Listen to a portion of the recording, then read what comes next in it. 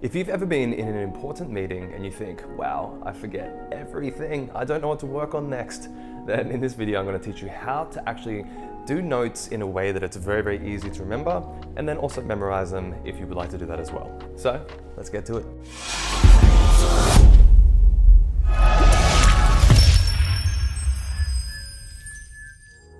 A lot of the time when we're in meetings, we're trying to show face. We're trying to be professional, we're trying to be engaged and focused and polite and all these certain things. But a lot of the time we're not actually just listening to the information that is coming at us.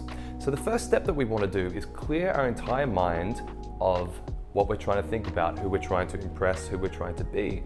What we want to do is listen to the person who's actually speaking by clearing out our mind. So that might mean as you enter the meeting room, you set the intention to think, what has this person got to say? What has this person got to say? What has this person got to say? Because as we do that, we're clearing our minds by what we've got to do later, how our mind is preoccupied with an argument we might have had before, what we're going to have for lunch. You get the point. So when we put our focus on what does that person have to say, then our brain starts to find that information. Just like if I told you right now to look for the color green, your brain's going to find it really quickly. So when we tell our brain what information to look for, it will start to find it. So step number one is look for the information you want to remember. Step number two, instead of trying to memorize and remember the entire presentation or the meeting and everything at once, we want to distill the information down in the core key concepts, key facts, or key words. So let's say there's an entire discussion about creating an online course. This might be a 5 to 10 to 15 minute discussion about back and forth about what we've got to actually get done, all this sort of stuff. But what is actually happening, and there's only a couple of little pieces of information within that might be action steps, or they might be things to do next, or just key points about what you're speaking about. Let's say that you have to get a profile from somebody. Instead of writing down, I need to get a profile from this person later, that would take a long time to write down.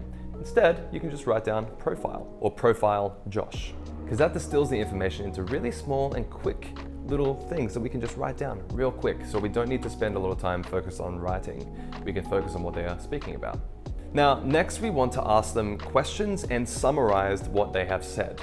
Because when we ask questions, the brain gets curious. When the brain is curious, the brain pays attention and focuses. So making sure to ask questions about what they're speaking about. Then, summarize what they have said. Don't wait till the end of the meeting to summarize. Summarize as they are going through. You can say, okay, so from this, you said to grab a profile and create an online course. Is that right? As you summarize the content, you're also reaffirming to your own brain that you have understood and you have all the content there. Now, if you want to remember it for long term, then we're going to go to a next step. And this is to create something called a memory palace. If you've been on my profile for a while, you know that memory palaces are kick-ass. It's very, very simple. You just want to take 5 large pieces of furniture, large spaces within a room that you were in, and label them 1, 2, 3, 4, and 5. So maybe in the office that you're in or the room that you're in having the meeting, there might be 5 pieces of furniture that you can save in your mind. Maybe it's going to be a painting on the wall, maybe it's going to be a whiteboard, maybe a large piece of glass, maybe the window, maybe it's going to be the meeting table itself, maybe the chairs, maybe the floor, whatever it's going to be. Large pieces of furniture or large spaces. Then let's say that the first piece of information you want to memorize is going to be a profile, because you need to send a profile later.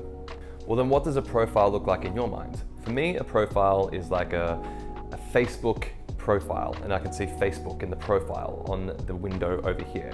And maybe I'm on the window scrolling down the person's profile so that I can see more of it. It's getting a little bit more of the action, my senses involved into that picture. So in position number 2, we want to remember the online course. So I can imagine myself typing out an online course. Maybe I step inside of the iPad and I'm teaching people in front of a classroom inside of the iPad. Okay, so we want to get immersed in this image itself. Let's say that I have to call somebody called Mark after the meeting is done. So I can imagine here on the table that there's a phone, and I pick it up, and on the phone there's a big mark across the phone. So that is going to cue me to remember that information when I think about it later. Just like anything, these pictures, this memory palace is a skill. The more that you use it, the better that you get at it, right? The first time that I got on stage and performed and sang, I was so bad. Even my dad came up and said, "Josh, I can't believe that you did that. That was terrible." But after time and after actually doing this more frequently, it was very effortless for me to hop up on stage and people coming up to me and saying, "Wow, man, that was really, really great. Thank you so much for your performance." So when was the first time that you tried anything once and were amazing at it for life? The answer is probably never. Sometimes you need to crawl before you can actually sprint or run, right? So with these memory techniques, give them a little bit of time, be a little bit patient with them, and start to develop your own associations, your own way of thinking with these pictures. See, I've got different associations that you're going to have with these positions. I'm going to have different pictures in my head because I've had a different life than you've had. But as you start creating them, it's going to get faster and faster. Maybe you won't even need to write down these key concepts and key points in the beginning because your brain will be so quick at creating these points and pictures that you'll be doing it on the fly as people are actually speaking. So give your brain time to adapt and start thinking in a new and different way. And that's all I got for you today. So if you like this, please make sure to like and subscribe. Put some comments down below for me to get back to you with. And if there's anything you want to see on this channel, please let me know. And until next time, I'll see you next time and peace out.